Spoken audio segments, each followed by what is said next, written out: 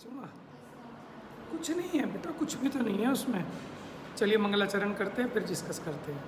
नमो अरिहंताणम, नमो सिद्धाणम, नमो आयरीयाणम, नमो वज्जायाणम, नमो लोय सव्यसाहूनम। हाथ ठीक से जोड़िए पहले सभी लोग, बच्चों की तरह सिखाने पड़ेंगे। बंद अंजुलि, हाँ सामने, उंगलियां सामने, ठीक है। गर्दन सीधी, कमर सीधी, आइज बंद, बिल्कुल अलर्ट, ठीक है। ध्यान लगाना है पंच परमेष्ठी का। वंदितु सर्व सिद्धे वमं गदिं पत्ते वोच्चामि समय पाहुड़ मृणमो सुध केवली भणिदम। नमः समय साराय स्वानुभूत्या चकासते चित्स्वभावाय भावाय सर्वभावांतरक्षिदे। बस देखिए, गाथा 75 में हमने सीखा कि व्याप्य व्यापकपना जहाँ होता है वहाँ कर्ता कर्म की प्रवृत्ति होती है। व्यापक जो है वो करता है कि कर्म है? व्यापक करता है। घड़े और मिट्टी में व्यापक कौन है? अच्छा, मिट्टी, क्योंकि मिट्टी तो सदाकाल रहने वाली है, घड़ा सदाकाल नहीं रहता। और व्याप्य कौन है इसमें? घड़ा व्याप्य है, मिट्टी व्यापक है। व्यापक समझ गए? व्यापक माने जो त्रिकाल हो। घड़े की कोई भी अवस्थाएं हुई, उन सब में मिट्टी व्याप्ति है ना। पहले सूखा पाउडर था, वहाँ भी मिट्टी थी। अब पाउडर से उसको गीला कर लिया, गूंथ लिया, पिंड बना लिया, उसके ऊपर चढ़ा दिया। चक्के के ऊपर कुम्हार का जो चाक होता है, तो भी मिट्टी तो वहाँ भी व्याप रही है, उन दशाओं में भी। फिर कच्चा घड़ा बना, उसमें भी मिट्टी व्याप रही है। फिर घड़ा तैयार हो गया पककर, उसमें भी मिट्टी व्याप रही है। लेकिन पिंड अवस्था में घड़ा नहीं था, लेकिन मिट्टी तो थी ना। जो सर्व अवस्थाओं में व्यापे वो है व्यापक, मिट्टी। और जिसमें व्याप्ति है वो अवस्था होती है व्याप्य। तो जीव पुद्गल के परिणाम में व्याप्ता है कि नहीं व्याप्ता? जीव पुद्गल के परिणाम में व्याप्ता है कि नहीं? अरे नहीं व्याप्ता भाई। जीव पुद्गल के परिणाम में कैसे व्यापेगा? पुद्गल पुद्गल के परिणाम में व्याप्ता है, जीव पुद्गल के परिणाम में नहीं व्याप्ता। इसलिए जीव पुद्गल परिणाम का कर्ता नहीं है। हाँ, लेकिन अपने आत्म परिणाम का कर्ता तो है, क्योंकि अपने आत्म परिणाम में, बेटा ध्यान से सुनो, अपने आत्म परिणाम में आत्मा व्यापक है। अच्छा, वो आत्म परिणाम क्या है यहाँ पर? पुद्गल परिणाम के जानने रूप वो आत्म परिणाम है। इसका मतलब क्या हुआ? पुद्गल कर्म का अनंत फल ज्ञानी पुरुष जाना करे। उस पुद्गल परिणाम का कर्ता नहीं होता ज्ञानी, क्या होता है? ज्ञाता। नहीं करे नहीं भोगे, क्योंकि 3 प्रकार के कर्म है, प्राप्य, विकार्य और निर्वृत्य। निर्वृत्य माने उस भाव रूप से उत्पन्न होना, वो निर्वृत्य कर्म है। उस भाव रूप से परिणमित होना कौन सा कर्म है? विकार्य कर्म है। और क्या रह गया? उस भाव रूप, उस भाव को प्राप्त करना। जैसे गोरस ने दही दशा को प्राप्त किया। गोरस होता है ना, दूध दही घी आदि व्याप्त। तो गोरस ने दूध अवस्था को त्याग कर दही अवस्था को प्राप्त किया, तो दही उसका प्राप्य कर्म है। अथवा दूध दही रूप परिणमित हुआ, ठीक है, तो दही उसका कौन सा कर्म होगा? विकार्य कर्म होगा। और दूध दही रूप से उत्पन्न हुआ तो ये उसका निर्वृत्य कर्म हो गया। ठीक है। अब इन गाथाओं में ये बताया कि ज्ञानी जो है पुद्गल के परिणाम का ज्ञाता होता है, कर्ता नहीं होता, भोक्ता नहीं है। अज्ञानी अपने को उसका कर्ता भोक्ता अपने अज्ञान से मानता है। ठीक है, आप लोगों ने पढ़ लिया ना आ जाइए अब गाथी नंबर 83 पर।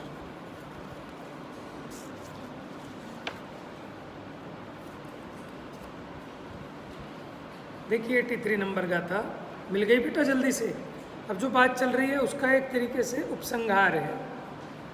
आत्मा करे निज को ही ये मन तब निश्चय नहीं का अरु भोगता निज को ही आत्मा शिष्य यों तू जानना। समझ आता नहीं ना, प्राकृत का फिर समझाने में बहुत टाइम लग जाता है, तो आपको उसका भाव ग्रहण होना चाहिए है। अब आपको लगाना तो आ ही गया प्राकृत का भी। तो यहाँ क्या कह दिया अंत में कि आत्मा अपने को ही करता है, अपने परिणाम को करता है और अपने परिणाम को भोगता है। ये निश्चय नय का मंतव्य है।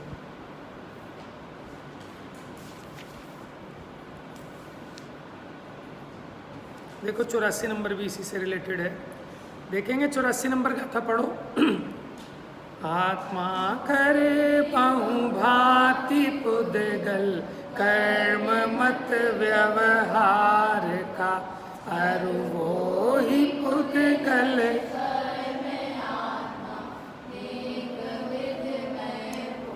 और आगम में जो मिलता है कि जीव ने कर्म को बांधा, जीव ने कर्म को किया, ये सब व्यवहार न्याय का कथन जानना। समझ गए? तो इससे बात सिद्ध हो गई कि आत्मा पुद्गल परिणाम का कर्ता भोक्ता नहीं है।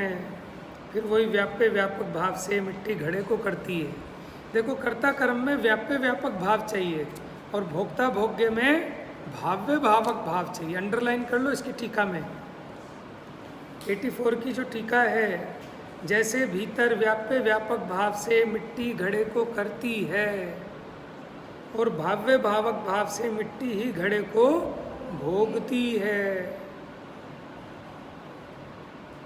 समझ गए?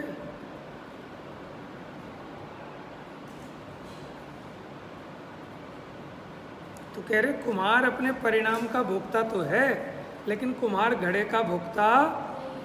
कुम्हार अपने परिणाम का कर्ता तो है, लेकिन घड़े रूप परिणाम का कर्ता नहीं है। तो कह रहे कुम्हार ऐसी जीव अपने जो रागादिक भाव हैं उन्हीं का भोक्ता है, पुद्गल के परिणाम का भोक्ता नहीं है। और पुद्गल के परिणाम का भोक्ता कहना ये व्यवहार न्याय का कथन है। इसकी टीका पढ़ लेना अच्छी है।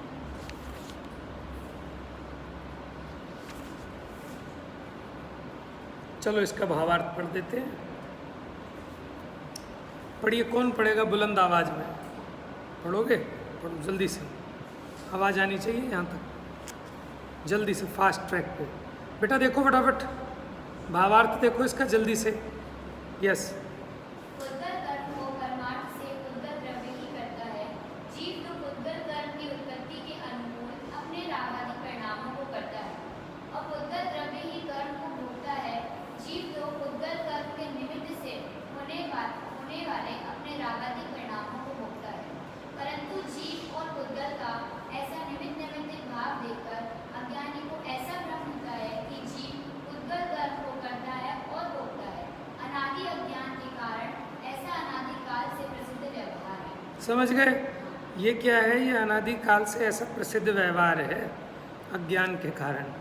क्यों? यहाँ व्यवहार का मतलब व्यवहार न्याय नहीं लेना, व्यवहार न्याय नहीं माने लौकिक में सब ऐसे ही मानते हैं कि मैंने कर्म किया, मैंने कर्म को भोगा, लेकिन उसके पीछे सिद्धांत क्या है कि जीव कर्म को नहीं करता। पुद्गल कर्म के उदय में जो अपने रागादिक होते हैं उन्हीं को भोगता है और उन्हीं का करता है। Second para. परमार्थ से जीव पुद्गल की प्रवृत्ति भिन्न होने पर भी जब तक वेद ज्ञान न हो तब तक बाहर से उनकी प्रवृत्ति एक सी दिखाई देती है। अज्ञानी को जीव पुद्गल का भेद ज्ञान नहीं होता, इसलिए वह ऊपरी दृष्टि से जैसा दिखाई देता है वैसा मान लेता है। इसलिए वह यह मानता है कि जीव पुद्गल कर्म को करता है और भोगता है। श्री गुरु भेद ज्ञान कराकर परमार्थ जीव का स्वरूप बताकर अज्ञानी के इस प्रतिभास को व्यवहार है। बात समझ में आ गई? इन्होंने बता दिया कि अज्ञानी को भ्रम होता है, लेकिन ज्ञानी को भेद ज्ञान होता है। इसलिए वो जानता है कि मैं मेरे परिणाम का कर्ता भोगता हूँ, पुद्गल के परिणाम का कर्ता भोगता मैं नहीं। मैंने सारा विषय इसी तरह का था, पीछे गाता हूँ। अब आइए गाथा नंबर 85 पर। अब इस व्यवहार को दोष देते हैं। ये जो व्यवहार चलता है ना लोक में, इस व्यवहार में क्या आपत्ति आती है? उद्गल कर्म जीव जो करे, उनको ही जो जीव भोगवे, जिनको असमत विक्रिया से एक रूपात्मा हुए। देखो, अगर जीव उद्गल कर्म को करे और पुद्गल कर्म को भोगे तो वो द्विक्रियावादी हो गया।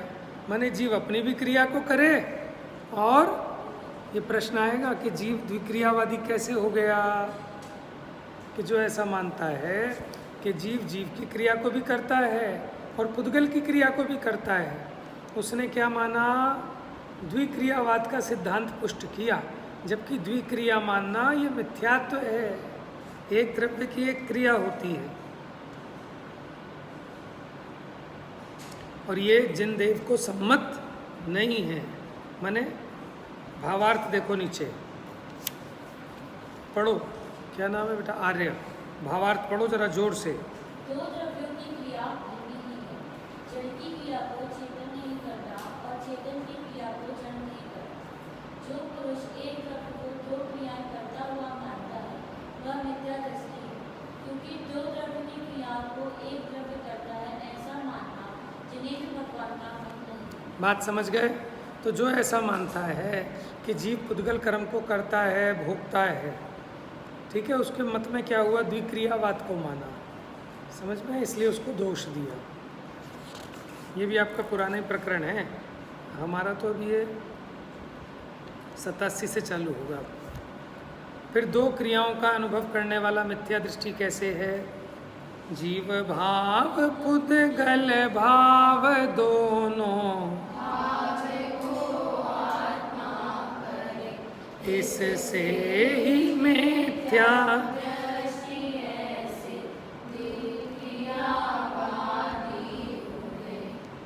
समझ गए आप इसका अर्थ?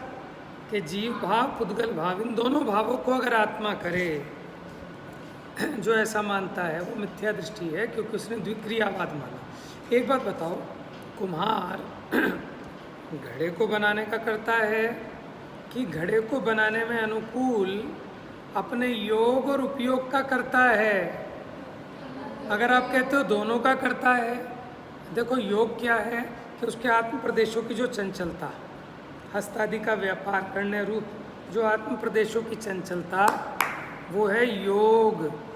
और उस घड़े को बनाने की इच्छा, वो है उपयोग। अभी 100वीं गाथा पे आएगी ये बात, अंडरलाइन कर लेना इसकी टीका में। देखो तीसरी लाइन में लिखा है, कुम्हार घड़े की उत्पत्ति में अनुकूल अपने इच्छा रूप और हस्तादि की क्रिया रूप व्यापार परिणाम को, ठीक है, तो ये जो परिणाम है ये कुम्हार से अभिन्न है, ये कुम्हार का परिणाम है। तो अपने इस परिणाम का तो कर्ता होवे, लेकिन घड़े का कर्ता कुम्हार नहीं है। अब उसे अपने परिणाम का भी कर्ता कहना और घड़े का भी कर्ता कहना, कौन सा दोष आएगा? द्विक्रियावाद का। अब ये द्विक्रियावाद के दोष को मेटने के लिए वस्तु का वास्तविक स्वरूप बताते हैं। अब यहाँ बताएंगे, देखो दो द्रव्य हैं, दोनों की न्यारी न्यारी क्रियाएं, और प्रत्येक द्रव्य अपनी अपनी क्रिया को करता है। एक द्रव्य दो क्रियाएं नहीं करता, दो द्रव्यों की मिलाकर एक क्रिया नहीं होती। बात समझ रहे हो? एक द्रव्य दूसरे द्रव्य की क्रिया नहीं करता, एक बात। दो द्रव्य मिलकर एक क्रिया को नहीं करते, जड़ और चेतन दोनों मिलकर एक क्रिया करें, इम्पॉसिबल। और एक अकेला द्रव्य दोनों की क्रिया करे, वो भी गलत है। तीन पक्ष बन गए। तो चौथा सही पक्ष क्या होगा फिर? कि प्रत्येक द्रव्य अपनी अपनी क्रिया का करता है। बात समझ में आ रही है ना? कठिन तो नहीं है।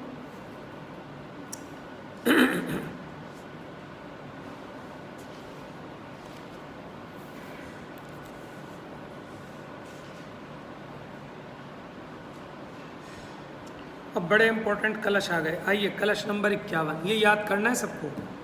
ये कलश याद भी होगा बच्चों को।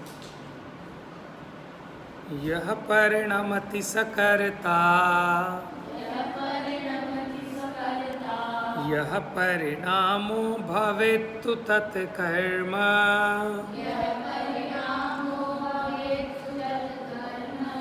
या परिणति क्रिया सा, त्रयमपि भिन्नं न वस्तुतया। ये बिल्कुल याद होना चाहिए, याद है ना आपको? यह परिणमति सकर्ता, कि जो परिणमित होता है वो करता है। यह परिणामो भवेत्तु तत्कर्म। बेटा समझ लो, फिर अभी देखो, अभी समझ में आ जाएगा, फिर नहीं आएगा। यह परिणामो, और उसका जो परिणाम है वो उसका क्या है? कर्म है। यह परिणति ही, और जो उसकी परिणति है वो क्या है? क्रिया। तो जो परिणमित हुआ, देखो घड़े रूप कौन परिणमित हुआ? तो कर्ता कौन होगा? मिट्टी करता है। अच्छा, उस मिट्टी का परिणाम क्या है? घड़ा। तो घड़ा क्या हो गया? कर्म। और उसकी जो परिणति है वो पिंड दशा से घड़े दशा रूप परिणमित हुआ। ये जो परिणति कहलाएगी क्रिया। क्या कहलाएगी? क्रिया।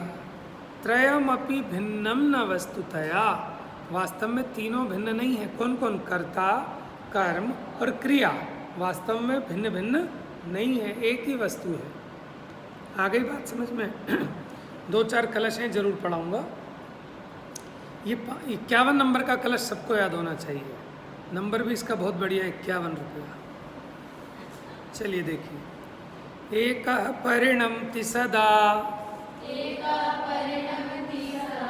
परिणामो जायते सदैकस्य।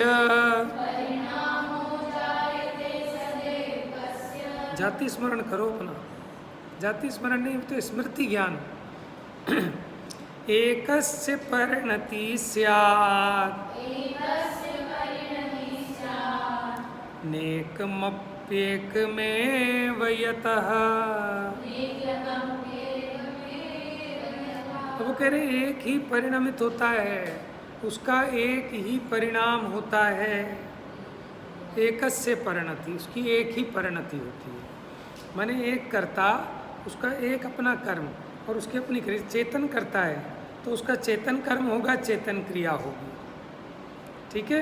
लेकिन उसकी पुद्गल वाली क्रिया भी हो जाए, ये पॉसिबल नहीं है।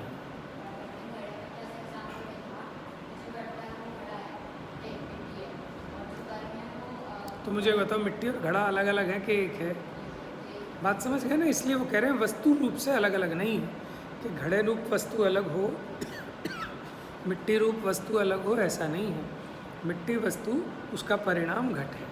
देखो, द्रव्य और परिणाम अलग अलग वस्तुएं नहीं होती, वो तो उसी वस्तु की पोजीशन है, इसलिए कह रहे हैं। घड़ा और मिट्टी अलग अलग नहीं है। हम उस मिट्टी की बात कर रहे हैं जो घड़े रूप परिणमित हुई है। वो तो अवस्था है ना, ऐसे तो कड़ा और कुंडल भी अलग अलग हैं, लेकिन हम उसी सोने की बात कर रहे हैं जो पहले कड़े रूप था, अब वो कड़े से मेल्ट करके हमने कुंडल बनाया। तो वो कहाँ अलग अलग है तो एक ही। उसकी दशाएं भिन्न भिन्न हो गई, ठीक है। हाँ, जीव का जीव रूप होगा, जीव के भाव रूप होगा, पुद्गल के भाव रूप नहीं होगा।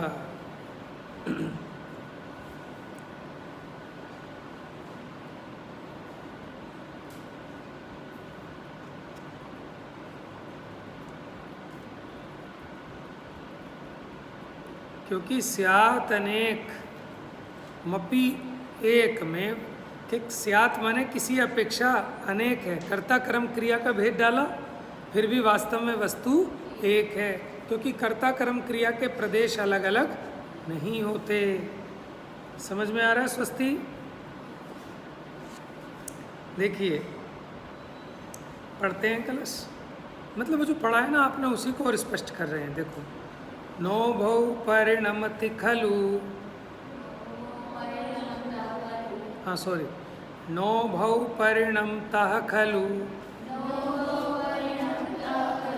यानी न उभय रूप, उभय माने दोनों रूप, परिणामो नो भयो प्रजायेत,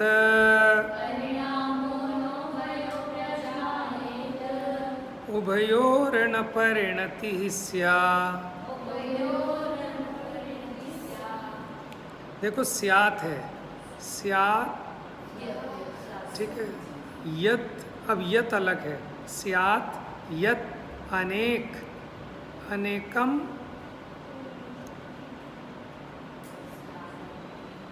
अनेकम और एक में सदा।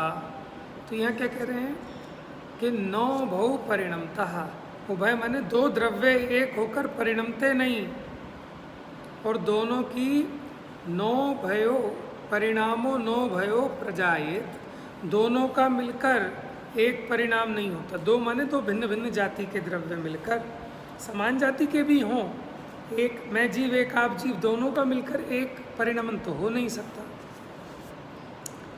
है। और उभयोर न परिणति, दोनों के मिलकर एक परिणति भी नहीं होती। स्यात् अनेकम एकमेव सदा, क्योंकि अनेक द्रव्य हैं। अच्छा, स्यात् यत् अनेकम अनेकमेव सदा, कि जो भिन्न भिन्न द्रव्य अलग अलग हैं वो सदा ही अलग अलग है, अनेक ही हैं। नैकस्य हि कर्तारो, अब देखो माने एक कर्ता नहीं होता,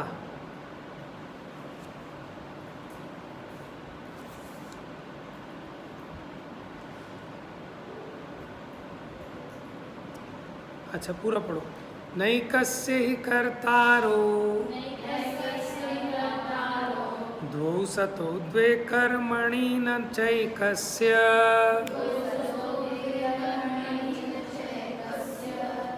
नैकस्य च क्रिये द्वे एकमनेकं यतो न स्यात्। अब यहाँ क्या कह रहे हैं, नैकस्य माने नहीं होती, ही कर्तारो द्वौ स्तो, क्या कह रहे हैं कि एक द्रव्य के दो कर्ता नहीं होते, और द्वे कर्मणि, एक द्रव्य के दो कर्म नहीं होते। नैकस्य च क्रिये द्वे, उनकी दो क्रिया नहीं होती, यानी एक द्रव्य अनेक द्रव्य रूप नहीं होता। ये बात समझ में आ रही है आपको? वो जो मैंने शुरू में तीन पक्ष बताए थे उन्हीं को अलग अलग तरीके से पुष्ट कर रहे हैं। तो ये वस्तु स्थिति का नियम बताया।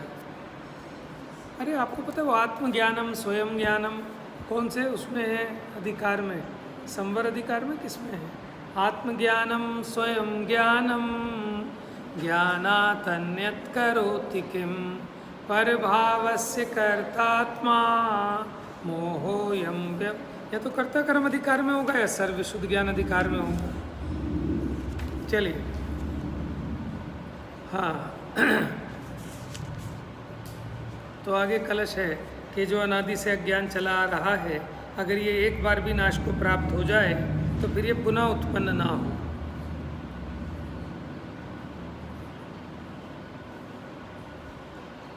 फिर आगे कलश में कहा आत्मा सदा अपने भावों का करता है, क्योंकि अपने भाव अपने होते हैं, पर के भाव पर के होते हैं।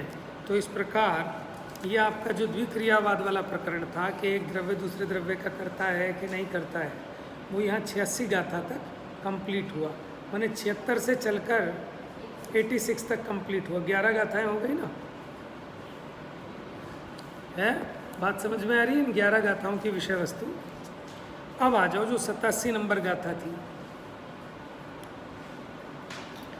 अब उत्थानी का देखिए ब्रैकेट में 194 नंबर मेरे पास।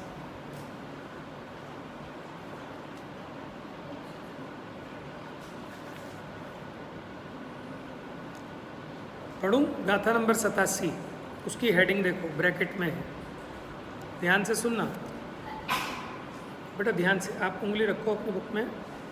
अब ये प्रकरण इंपॉर्टेंट है, ये चलेगा आपका 92-93 गाथाओं तक लगभग, ठीक है, उसी बात को पुष्ट करेंगे, समझाएंगे। तो माने कंसेप्ट एक है, लेकिन उसको समझाने के लिए ये 7-8 गाथाएँ लगेंगी।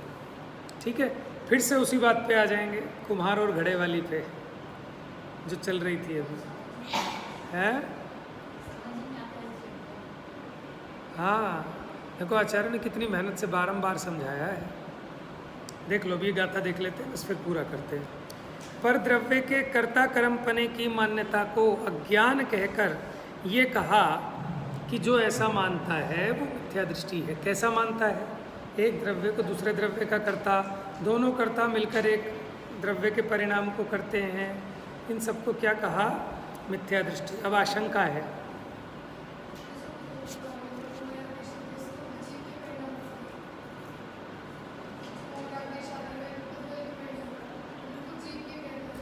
तो वो तो उपचार होगा, फिर उपचार से भले कहो, लेकिन उसका तो कर्ता पुद्गल ही है।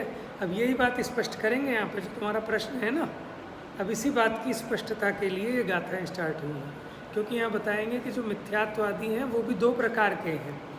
तो जीवगत जो मिथ्यात्वादी हैं उस परिणाम का कर्ता जीव है, पुद्गल नहीं। और जो पुद्गल कर्मगत मिथ्यात्वादी हैं उनका कर्ता पुद्गल है, जीव नहीं। इसी बात को स्पष्ट करने के लिए गाथाएँ हैं। तो पूछते हैं मिथ्यात्वादी भाव क्या वस्तु है? आप कह रहे हो साहब ऐसा ऐसा मानेगा तो मिथ्या दृष्टि हो जाएगा, तो ये मिथ्यात्वादी हैं क्या? समझ गए? यदि उन्हें जीव का परिणाम कहा जाए, प्रश्न देख लेना, यदि उन्हें, ये प्रश्न पूछ सकता हूँ मैं इसमें, यदि उन्हें जीव का परिणाम कहा जाए, किसको? मिथ्यात्वादी को, तो पहले रागादि भावों को पुद्गल का परिणाम कहा था, तो उस कथन के साथ विरोध आता है। और यदि उन्हें पुद्गल का परिणाम कहा जाए, तो जो पुद्गल के हैं, जीव के साथ जिसका कोई प्रयोजन नहीं, तो फिर उसका फल जीव क्यों प्राप्त करे? अब वो पूछना चाहते हैं कि मिथ्यात्व रागादिक जीव के हैं कि पुद्गल के हैं? अगर आप कहते हो जीव के हैं, तो पहले तो उसे पुद्गल के कहा था, और अगर तुम कहते हो पुद्गल के हैं, तो फिर उसका फल जीव क्यों प्राप्त करता है रागादि का? प्रश्न समझ में आया? कहाँ तुम? टीकमगढ़ से हो? अच्छा, खनिया धाना से। और कौन है? मैं तो जानता ही नहीं कौन थी नैनिका, मैंने कभी क्लास नहीं ली ना। अच्छा, टीकमगढ़ से कौन है? और तुम कोटा, और जबलपुर के पास? हाँ, कुंडलपुर। बस, क्या नाम बताया? भागल, भाकल। जैन है वहाँ बहुत सारे, जैन हैं वहाँ बहुत सारे। तो तुम्हें यहाँ का प्रेरणा किससे मिली? कोई तो है तुम्हारे रिश्तेदार? अच्छा, तुम कहाँ से हो? मैनपुरी। दादा प्रकाश जी ज्योतिषाचार्य? नहीं जानती, मैनपुरी से हो ना? वह उनको कौन नहीं जानता, ज्योतिषाचार्य हैं। अच्छा, कोई बात नहीं, लेकिन वहाँ हैं ज्योतिषाचार्य प्रकाश जी, दादा दादा बोलते हैं उनको, मेरे ख्याल से प्रकाश नाम है। तुम जबलपुर से ही हो? चलिए, तुम कहाँ से हो बेटा? ये प्रॉपर दिल्ली से है। बाहर वालों को लगता है दिल्ली वाले बड़े अजीब होंगे, दिल्ली वालों को लगता है गांव वाले बड़े अच्छे होंगे। और सही बताऊं, दूर वालों को लगता है दिल्ली बहुत अच्छी है। हम दिल्ली वालों को तो ये लगता है कि वास्तव में गाँव में बहुत शांति है, सुकून है। ठीक है ना? कितना अपनापना है, आत्मीयता है, वात्सल्य है। समय पे सब काम धंधे बंद हो जाते हैं, समय पे सब घर पे आ जाते हैं। यहाँ लोगों के काम धंधे 2-2 बजे तक चलते हैं रात को, हैं? चलिए जी, अब तो प्रश्न खड़ा हो गया है, समाधान कल देखेंगे। क्या है कि रागादिक जीव के हैं कि पुद्गल के हैं? गाथा तो पढ़ूंगा जरूर। मिच्छत्तम पूर्ण दुविहम जीवम जीवम तहेव अन्नाणम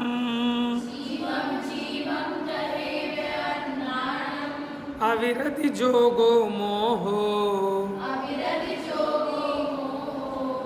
कोहा दिया इमे भावा। बीच बीच में गायब हो रही है आवाज।